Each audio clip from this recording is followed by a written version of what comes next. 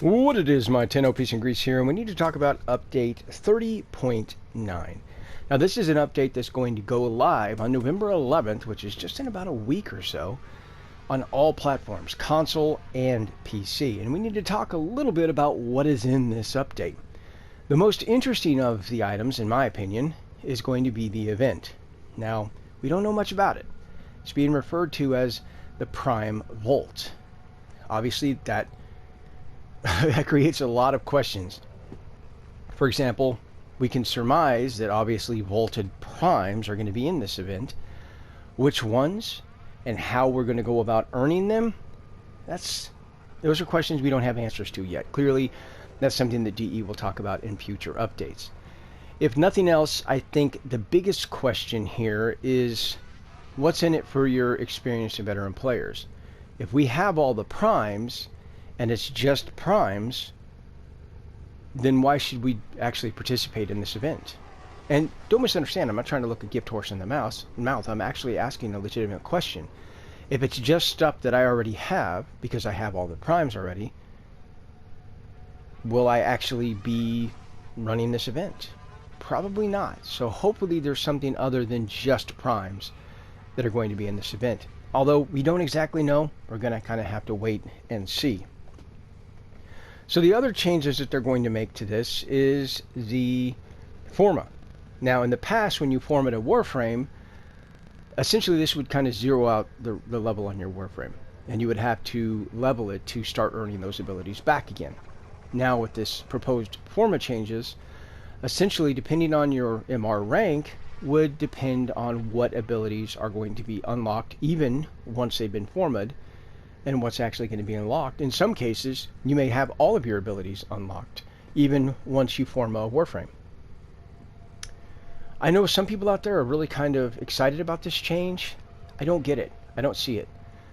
I've been leveling gear in this game for over 7 years now. Whether they make this change or not makes absolutely zero difference to me whatsoever. I'm still going to continue to level in the same way. The only way it's going to impact me is only when I level Warframes. That's it. It's not going to have any bearing on leveling the rest of my gear. So I don't hate this change, but I don't love it. It's not earth-shattering, to say the least. I'm kind of impartial to it. Maybe it's beneficial to new players, I guess. Otherwise, yeah, I don't really see any benefit.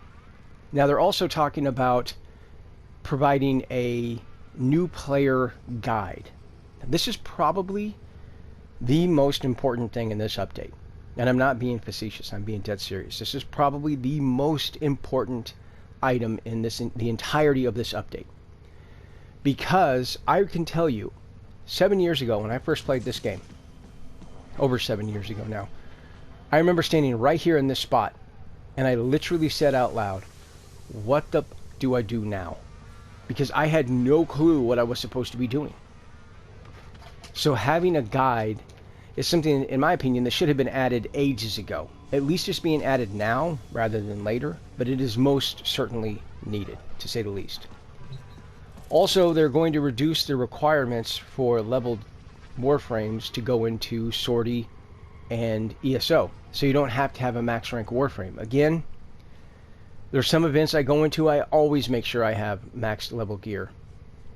It's going to really make little or no difference to me whatsoever. Again, maybe it's beneficial to a newer player, but then if a newer player is bringing in a level 15 Warframe into a sortie, yeah, I don't hold out much hope for them at that point. But again, I don't love it, I don't hate it, I'm kind of impartial to it. Another change that they're making is to decorations, the decoration system, I should say. And this is going to impact Orbiter decorations, but also Dojo decorations. Now, if it's a little overwhelming for some players to use the decoration system, then I guess I can kind of understand it. However, again, most of your even middling level players are probably already going to do this. Or should I say know how to do this. So again, it's not going to impact me, middling level, experienced, or your veteran players. But again, if it helps new players come to grips with the decoration system, You know, I guess that's an improvement. Again, I don't love it. I don't hate it. It's not really something that's going to impact me. So if it helps somebody out, then all the better. Another change they're going to be making is to the new war requirements. You now must have a necromech and a railjack. I don't know, as time goes by, it seems like the requirements to participate with the new war update is getting more and more and more stringent. So now we have to have a railjack and a necromech in order to participate in this that new war update. What's next, I wonder? But with that, they're also going to be reducing the requirements to acquire a necromech or railjack. And I think that's a positive change. I can tell you, I remember having to grind away to get a necromech when that update first went live, and it was miserable, absolutely miserable. So obviously the number one question I have is, are your experienced and veteran players going to be reimbursed? Are we going to be reimbursed since we had to pay full price for our necromechs and full price for our railjacks? Obviously that's going to have to be added as well. You can't reduce the requirements for new players and then say, yeah, well, you still got to pay more experienced and veteran players. I mean, obviously that's not going to fly. They're also going to be adding new augments with this update for like Zaku, Lavos, for example. And, you know, which seems to be par for the course. Some of these augments seem very promising. They have potential. And some of them seem, well, there's no polite way to put it, just awful from the get-go. I don't know why DE has that mentality, like, oh, this Warframe needs 2 good augments and needs 2 bad augments. Well, why don't you just try and make them all good augments? But I digress. That's a topic for another day. So, yeah. There definitely seems to be some decent augments coming, but then some that are, well, not so decent, to say the least. What else is update 30.9 going to bring? I think that just about covers it. So yeah, that pretty much wraps up what we can expect with 30.9. There's going to be some bug fixes and slight improvements here and there, which is always a good thing.